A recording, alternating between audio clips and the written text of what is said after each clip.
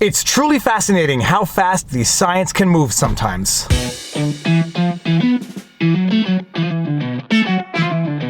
Viva Frei, Montreal litigator turned YouTuber, and this is Winnie the Westie. I just got back from the Freedom Convoy 2022 protests in Ottawa yesterday. I live streamed for pretty much 6 hours straight, and I've got to tell you, it was among the most spectacular experiences of my life. We are living in a world of rapid dissemination of information, which oftentimes translates into rapid dissemination of misinformation, and if you relied only on CBC, mainstream media coming out of Canada, you would be utterly misinformed as to what is going on right now in Ottawa. The media, blue checkmark politicians pretending that what's going on there is an insurrection, acts of violence, acts of intolerance. They find the one individual who happens to be wearing a full face mask in the crowd, the only guy fully covering his face in the crowd, and they snap an image of that, tweet it, retweet it, as though that somehow defines the movement that we are currently witnessing in Ottawa. And the diversion of the information that we are seeing coming from the mainstream media versus what we see coming from the people on the ground, I said it's impossible that there can be such a divergence.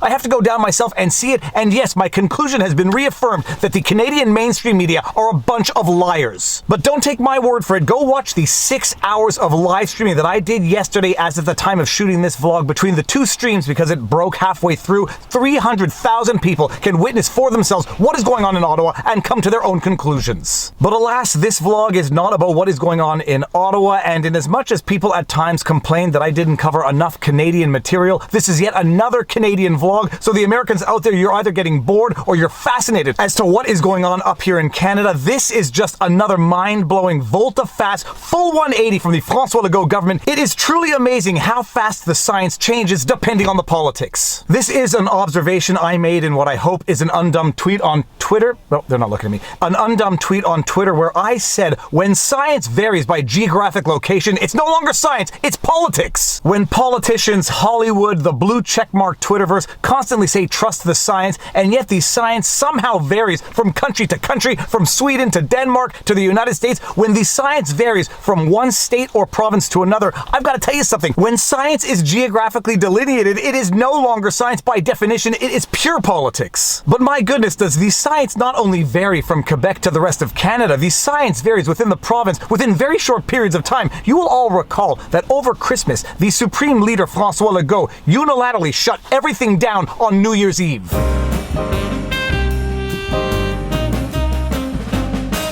He shut down restaurants on New Year's Eve with literally 1 day notice. He prohibited private indoor gatherings. He shut down stores on Sunday. He created a curfew. People had to be in their homes from 10 to 5 in the morning. And in his infinite wisdom as a supreme leader and dictator, he actually did not include an exemption for walking dogs after curfew.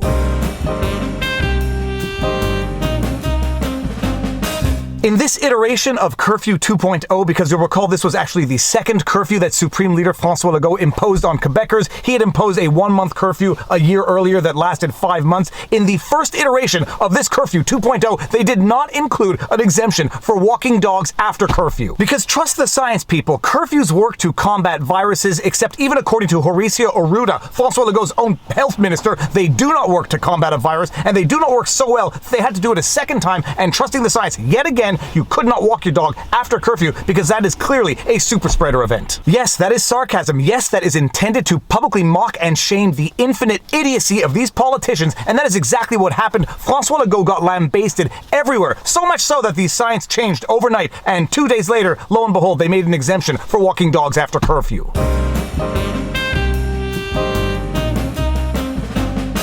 Well, the supreme stupidity of the supreme leader François Legault was on full display again for the world to see, because François Legault recently announced that Quebec was going to impose a tax on the unvaccinated. If you chose not to get vaccinated, they were going to tax you, and it was going to be more than $100. François Legault announced this tax on the unvaccinated, which they dubbed the healthcare contribution, because politicians, being what they are, they can't call something what it is. They have to find a nice euphemism to try to slip it down the throats of a gullible population. See, that has the same problem. We need to soften the blow. Well, if you just want to out and out lie, we could call it a temporary refund adjustment. I love it. Really? They announced this tax, the healthcare contribution, and at the time I said this is unconstitutional, it's unethical, it is absolutely unconscionable, and I did in fact predict that they were going to drop this in any event. And for a while it looked like my prediction was actually a bad prediction, because a few days ago the François Legault government came out and specified that this healthcare contribution was actually going to range from $100 to $800 depending on the income of the individual who chose not to get vaccinated. I did a Viva on the Street rant about it where I explained that apparently the François Legault government was going to table a bill in order to pass this through the legislative process because it would require an amendment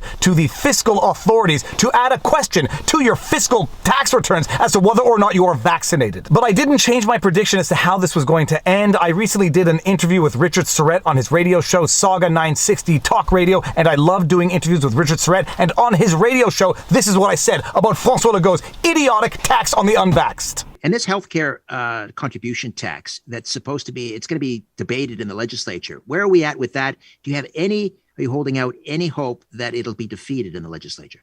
I think they're going to drop it. My prediction was that they were going to drop it. I didn't think they were even going to debate it, but they're going to debate it. But I think they're going to drop that due to pressure. But it's just like this endless chiseling away at social norms.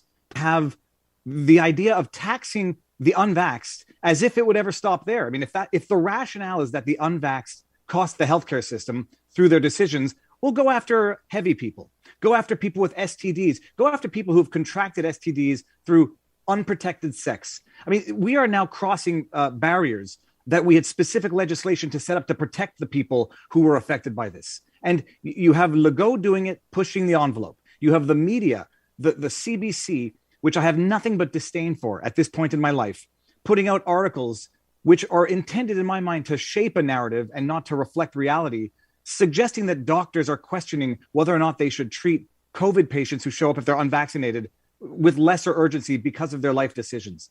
That it's been a tenet of medicine that you do not ask what brought someone to the hospital when they show up. But the CBC is trying to portray a world in which doctors are questioning this. And it's sickening. And we'll hopefully come out of this era of madness and look back with shame. But at the very least, I just hope that I'll be on the right side of history and had opened my mouth enough at the time. You are on the right side of history. You will be. Well, lo and behold, because the science seems to be heavily influenced by public opinion, François Legault today came out and said that they are scrapping the plan to tax the unvaxxed. From CBC News, Montreal Live, Quebec scraps planned tax on the unvaccinated. The measure was first announced by Quebec Premier François Legault in January. Quebec Premier François Legault has scrapped his proposed tax on the unvaccinated, sources tell CBC and Radio-Canada. As first reported by La Presse, the Premier is set to make the announcement at a press conference this afternoon at 1 p.m. The tax, which was announced in January by the Premier, would have imposed a monetary penalty on Quebecers who did not get their first dose of a COVID-19 vaccine. There were so many things that were unlawful and or unethical about this proposal that in normal times you would not even need to discuss it, except we no longer live in normal times. But let me just state a few of them. Canada is touted internationally as providing universal healthcare to its citizens, but here's the problem. When you impose a healthcare tax on individuals, you no longer have universal healthcare. Not only do you no longer have universal healthcare when you specifically impose a specific tax on specific individuals based on their medical decisions, but you quickly get into the thorny ethical question as to how far you take this. Do you start imposing a tax on overweight individuals? Do you start imposing this tax on people with STDs, people who contracted STDs by having unprotected sex? Where do these health taxes stop? These legal and ethical questions are pretty obvious to anyone with half a brain who makes decisions that are actually based on science and not public opinion, because my goodness, François Legault makes one decision based on science and then 2 days later, after facing social backlash, the science changes somehow. Quote, "These people, they put a very important burden on our healthcare network," end quote, Legault said at the time. Quote, "I think it's reasonable a majority of the population is asking that there be consequences," end quote. Oh, so it's not actually about the science, it's about the economics of it. It's about making people pay for the healthcare system despite already paying up the wazoo for the free healthcare system. And you gotta love François Legault hiding behind the apparent majority of Quebecers that support this measure in the first place, so now it is absolutely the tyranny of the majority. That is what democracy has become in Quebec. At least according to François Legault, because I do not trust these polls in the first place. I believe that these polls are as fake as the news, and they are intended to engineer a result and not reflect reality. But getting back to the obvious legal and ethical questions that this indecent proposal brought up in the first place. Community advocates advocates, bioethicists, and other experts raised concerns about the proposal, saying that more education was needed instead of punitive measures. Others questioned the legal ramifications, saying the proposed tax could run afoul of the Canada Health Act. The measure was announced immediately after Dr. Horacio Arruda, the province's outgoing director of public health, handed in his letter of resignation. Some politicians were saying that this was never a serious proposal in the first place and was intended to be a distraction from the resignation of Dr. Horacio Arruda.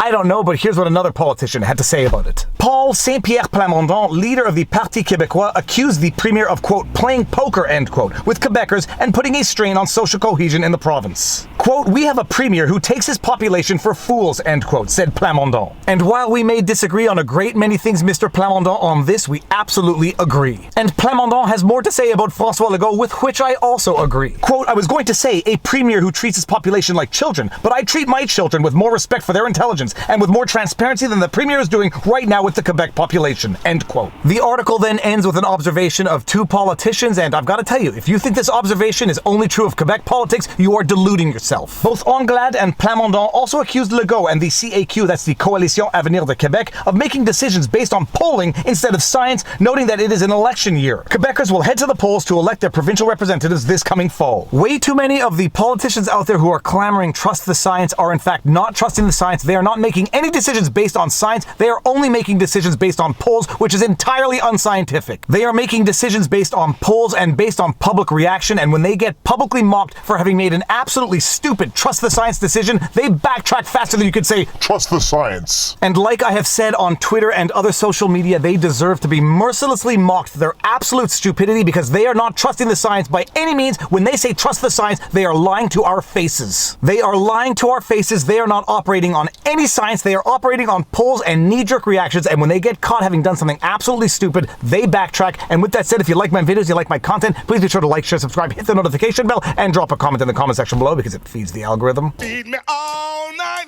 long. If you want to support the channel, all of these support links are in the pinned comment. Robert Barnes and I do weekly streams every Sunday. We do weekly streams with a guest every Wednesday called The Sidebar. If you want to find us and support us on Locals, where supporters get lots of exclusive content, you can find us at vivabarneslaw.locals.com. All of my content is also on Rumble, which has recently merged with Locals, as a result of which you can now find a nifty little widget on my Rumble page, which will bring you directly to our Locals page. I am going to be back in Ottawa tomorrow at the time of shooting this vlog, but more important than any of that, take care of yourselves, check in on friends and family, make sure everyone around you is doing well, and now you know your vlog. Peace out.